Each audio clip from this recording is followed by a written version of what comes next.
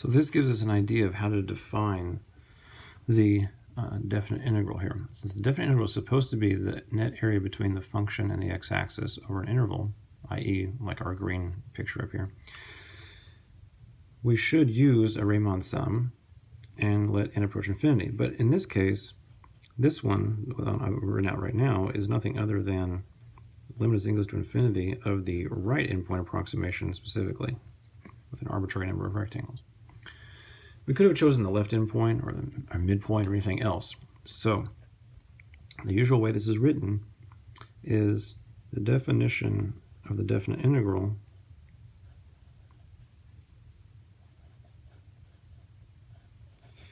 is the limit of the Riemann sums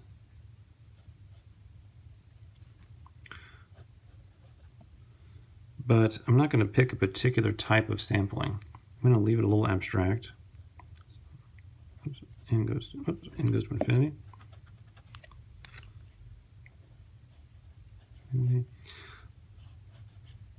I equals 1 to n.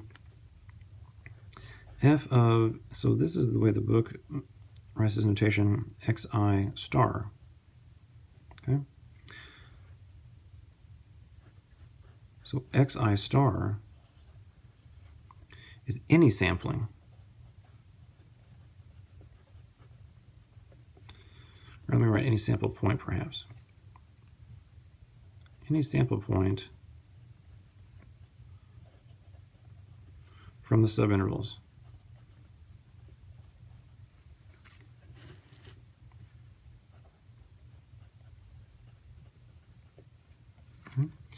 Any sample point whatsoever, it won't matter.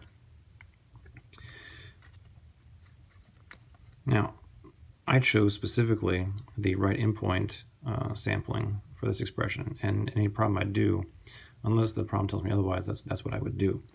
Okay, so in my particular case, I chose xi star to be equal to a plus I delta x. Okay, so you can see it's really the same thing, right? I'm just choosing the right endpoint approximation here to be the catalyst. And you could use a left endpoint or any other point within the subintervals. It doesn't really matter. All right. So now I want to go ahead and use this formula. Right? Here's the definition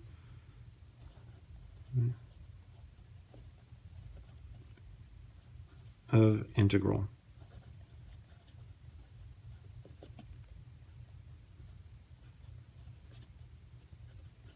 So now I'm going to go ahead and actually find the exact area that we've been talking about so much, this green area, using this limit definition. Okay.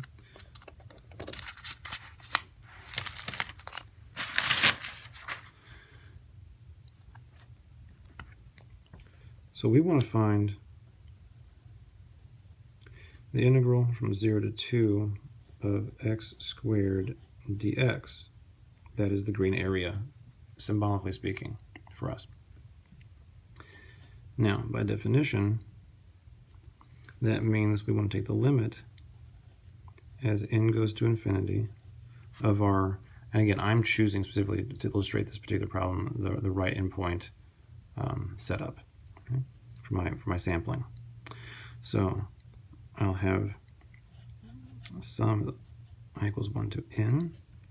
Now f is x squared, so I've got a squaring function here. So it's something squared. And I just need to put inside that squaring function the a plus I delta x. Now we know that delta x in this case is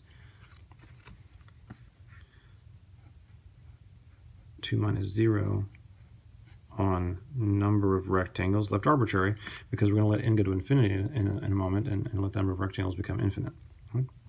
So delta x is 2 minus 0 on n is 2 on n. All right, so, and we know that a is 0,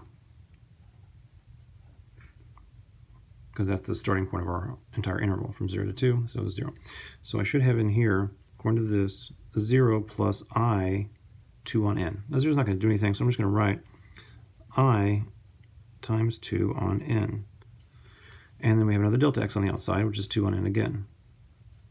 2 on n.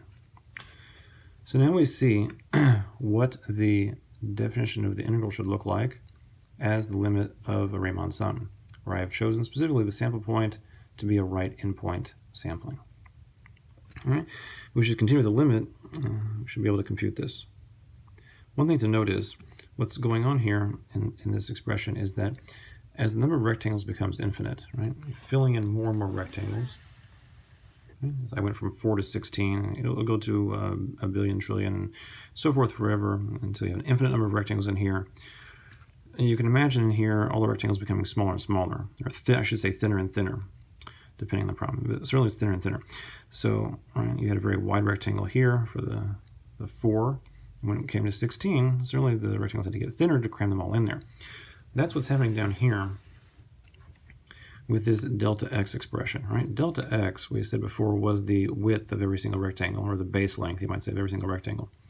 You see that as n goes towards infinity in this limit, while the number of rectangles you're adding together increases, right? Here's the addition of all the rectangles we're talking about, right? Because this is the height and this is the base. The base is becoming infinitely small. It's becoming 0, right? It's becoming infinitesimally small. So as n goes towards infinity, 2 on n goes to 0. So the base of every rectangle is going towards 0. As you increase, right, the number of rectangles you're adding together. That's the idea behind this expression. So in practice, let's just see how this falls out. Well, we have the square and another 2 on n. So we have I squared 8 on n cubed, it looks like, inside the summation.